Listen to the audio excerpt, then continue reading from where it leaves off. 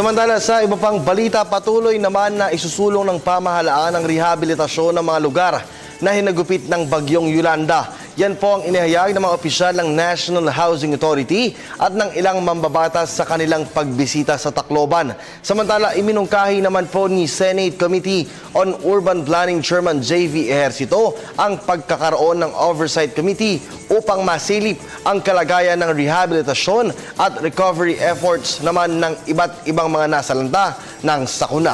Ang ulat mula kay Sam Ramirez. May isang taon na ring nakatira si Marites Mañas, single parent sa tent city na ito sa Barangay 89, San Jose, Tacloban City. Mahirap ang buhay ng walang permanenteng bahay, ayon kay Nanay Marites, lalo na't 6 pa silang naninirahan sa isang tent na ito. Ang kaya na ko mahirap, walang trabaho, tapos single parent pa, wala talaga. Kailan po kayo maililipat raw? Ewan ko.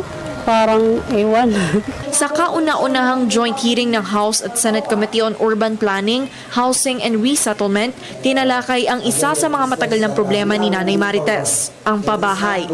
Sa Tacloban City, target ng National Housing Authority na makapagpatayo ng 14,433 permanent housing units. Ngunit, nasa 574 pa lamang ang kanilang natatapos. Sa katapusan pa ng 2015, maito-turn over ang karagdagang 2,400 units. Paliwanag ni Assistant General Manager Froilan Capitan ng NHA. Natagalan kasi sila bago makapag-umpisa sa pag-survey. Hindi ba po pwede na yung 90% na na-award nyo, may katumbas na rin na notice doon sa mga titira para naman mapakita na natin na meron na silang pupuntahan na bahay na inaayos ka ng national government. Gagawin po namin yan. In fact, may committee na po tayo ng Beneficiary Selection Committee at kung saan sila nagbubusisi ng mga master list. Ipinanukala naman ni House Committee Chairman Alfred Benitez ang community-driven approach kung saan bibigyan ng cash ang mga nawalan ng tirahan upang sila na mismo ang magtayo ng kanilang bahay. Pag binigyan natin ng tulong yan at in-assist ng national government, sila mismo ang magpapaganda ng bahay nila. Diba?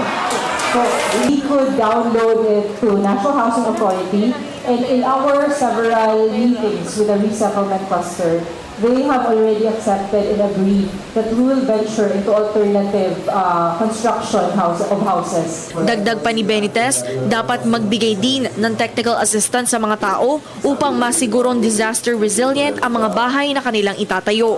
Kailangan tulungan din sila na magtayo ng bahay na hindi maganda, matibay, at siguro conforms the standards that we are looking for. Samantala, ipinanukala naman ni Senate Committee on Urban Planning Chairman J.V. Ejercito na magkaroon ng Oversight Committee upang masilip ang kalagayan ng rehabilitation and recovery efforts ng iba't ibang mga nasalanta ng sakuna.